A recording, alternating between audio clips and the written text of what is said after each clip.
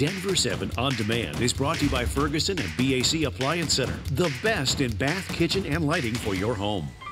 I'm Ann Trujillo with the latest from Denver 7. We begin with the snow already coming down in waves along the divide. The powerful winds cutting through Colorado, making for a much colder night than these temperatures suggest.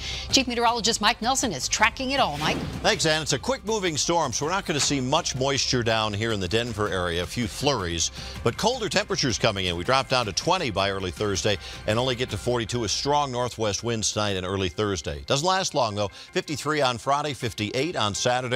And look at this, we hit 60 degrees next Monday. Thank you, Mike. The fiance of a missing Woodland Park woman is defending what some viewed as his questionable response to her disappearance. Kelsey Barrett was last seen grocery shopping with her young daughter on Thanksgiving. The only sign of her since was a text message saying she would not be into work the following week. Then at a press conference called on Monday, reporters noted that her fiance, Patrick Frazee, was not there. Chief, I understand that Patrick was invited today. Why is he not here? That is a question you'd have to ask him. Is he being cooperative? Yes, at this time, yes. And a day later, Frazee appeared defensive while avoiding questions from ABC News. This is private property. This is a private road. Patrick, why don't you talk to us? In a statement released today, Frazee's attorney says his client was only told of the afternoon press conference an hour in advance. Police couldn't immediately give us an exact timeline on when he was told, but they do say the briefing was pulled together quickly. Frazee also says he does not want to speak to the media because he doesn't want to compromise the investigation, and he says he is fully cooperating with officers. And we should stress that Frazee is not accused of anything, and police are still treating this as a missing persons investigation. A $250 million project to overhaul Colorado's Convention Center comes to a halt. And tonight, contractor Trammell Crow is taking the fall, firing an employee who had what they call improper communications related to the project. Hundreds of thousands of your tax dollars have been wasted. Criminal charges are not out of the question. Denver 7's Jennifer Kovaleski is digging into claims of corruption and explains why this could have been worse. I've been elected 6 times. Denver City Councilwoman Deborah Ortega is no stranger to City Hall and says she's never seen the city take such drastic action this fast and on such a major construction project. People go to jail for this kind of stuff.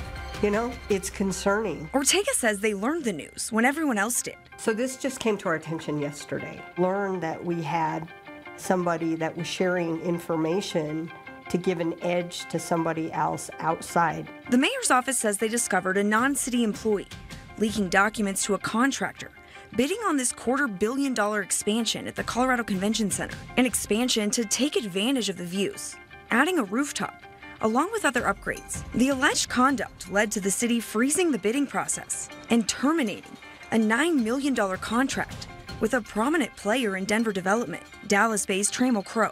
We are not that city. We're not, a Chicago.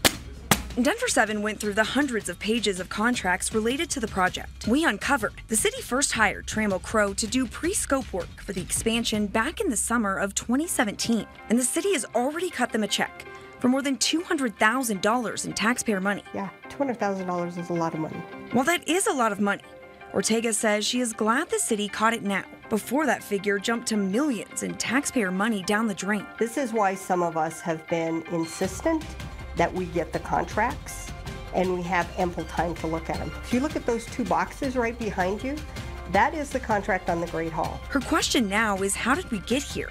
And how do we make sure we never get here again? That I don't know everything I need to know.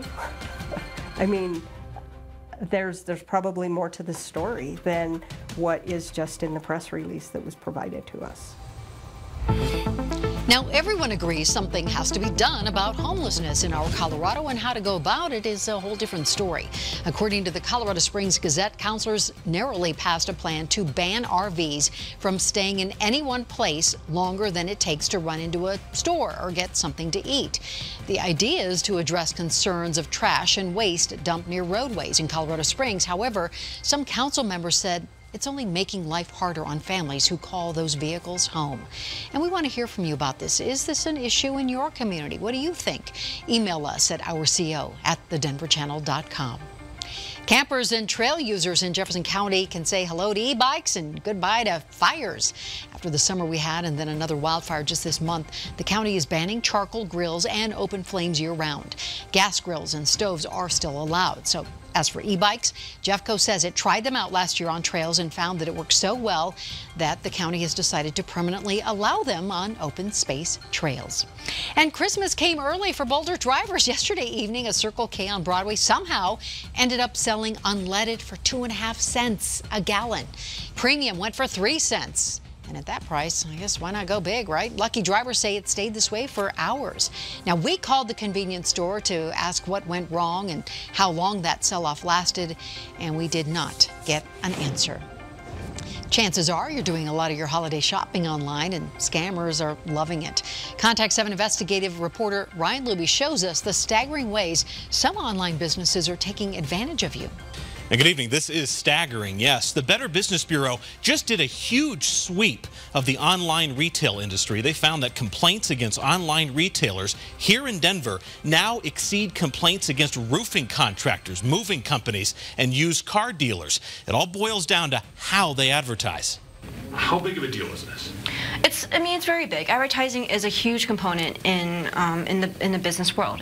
Sure is. This is Ann Mariano from the BBB here in Denver. She is the ad review coordinator working to keep businesses honest. And this is what she and her colleagues found and what you need to look out for. Claims of product guarantees or warranties with few, if any, details. Claims that products are made in the USA when they are not. Claims of limited time sales that are simply bogus. And claims that a product's effectiveness is backed by some kind of empirical research that is just not true. Well, altogether, the BBB in Denver zeroed in on 161 different business websites and opened 28 formal advertising review cases. 6 businesses cooperated. 9 businesses were able to rebut the BBB successfully. 13 businesses failed to rectify their problems. Simply put, buyer beware.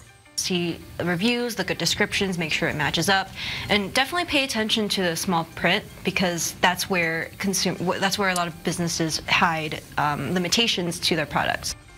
Well, the BBB identified some of the specific businesses involved in this sweep. You can find them on the Denver 7 app and the all-new denverchannel.com right now. I'm Ryan Luby. Contact 7. And if you have a story you want us to share or look into, give us a call at the number on your screen, or you can email us, contact7@thedenverchannel.com. She's like the wire. The sound of sweet relief. A family has been reunited with their puppy after it was stolen along with their car. This happened in Arvada. We introduced you to the Andersons last night at 10. They're moving from Texas to Oregon. They decided to stop in Colorado to visit family, and they had just run back inside to grab their other dog when thieves hopped into their car and took off with little Siri the dog inside. And because the thieves now had the keys to the Andersons' other car, they came back later to try and steal it as well. Well, the battery was dead, thankfully, so they just decided to take everything inside instead. Of course, they didn't get too far. The car and, more importantly, Siri the dog were recovered overnight by Westminster Police. 2 people were arrested, and as soon as the car has been processed, we will know if the family's belongings are safe. This has been your Denver 7 On Demand update. Thank you so much for joining us. Check back here later tonight for another update and download the Denver 7 app for breaking news and alerts. I'm Ann Trujillo.